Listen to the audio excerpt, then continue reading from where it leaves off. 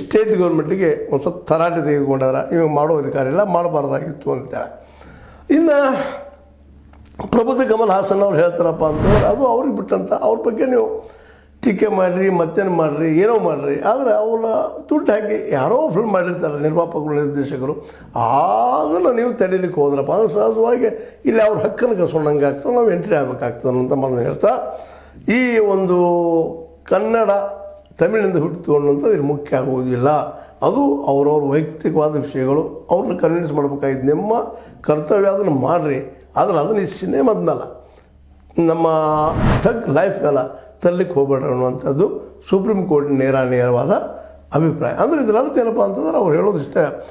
ಬೆದರಿಸಿ ನೀವು ಚಿತ್ರಮಂದಿರಕ್ಕೆ ಹೋಗೋದನ್ನು ಬಿಡಿಸೋದು ತಪ್ಪ ಅನ್ನುವಂಥದ್ದು. ಈ ಬೆದರಿಗೆ ಹಾಕೋದು, ಗುಂಡಾಯಿಸಮ್ ಮಾಡೋದು, ಮತ್ತೇನು ಮಾಡೋದು, ಸ್ಟ್ರೈಕ್ ಮಾಡೋದು, ಇವೆಲ್ಲನೂ ಇನ್ನೊಬ್ಬರ ಹಕ್ಕುಗಳನ್ನು ಕಸಿಯುವಂಥವಾಗಿ ಕೊಡೋದು ಅನ್ನುವಂಥ ವೈಯಕ್ತಿಕ ಹಕ್ಕನ್ನು ಕಸ್ಕೊಳ್ಳುವಂಥದ್ದಾಗಬಾರ್ದು ಅಂತೇಳಿ ಈ ಹಿನ್ನೆಲೆಯಲ್ಲೇ ಒಂದಿಷ್ಟು ಕರ್ನಾಟಕದ ಜನರಿಗೇನ್ರಿ ಅಥವಾ ಇಲ್ಲಿ ಹೈಕೋರ್ಟಿಗಾಗಲಿ ಒಂದೇನೋ ಹಿಂದೆಜ್ಜೆ ಆಗಿರ್ಬೋದು, ಬಟ್ ಹಿನ್ನಡೆ ಆಗಿರ್ಬೋದು. ಬಟ್ ಇದು ಏನಪ್ಪ ಅಂತಂದ್ರೆ ವಸ್ತುಸ್ಥಿತಿಯನ್ನು ಸುಪ್ರೀಂ ಕೋರ್ಟ್ ಇದು ಚರ್ಚೆ ಮಾಡಿದೆ. ಮತ್ತು ಅದು ನಾವು ಹೌದಪ್ಪ ಇದು ಅವ್ರ ಹಕ್ಕನ್ನು ಕಾಯ್ಕೋಬೇಕಾಗಿದೆ, ಇರೋ ಹಾದಿ ಏನು ಹಾಗಾದ್ರೆ ಅಂತ ವಿಚಾರ ಮಾಡಿದಾಗ ಸಹಜವಾಗಿ ಈ ಗುಂಡಾಗಿರಿ ಅಥವಾ ಧಮಕಿ ಕೊಡುವಂಥ ವಿಷಯಗಳನ್ನ ಬಿಟ್ಟುಕೊಂಡು ಜನರಿಗೆ ಕನ್ವಿನ್ಸ್ ಮಾಡಿ,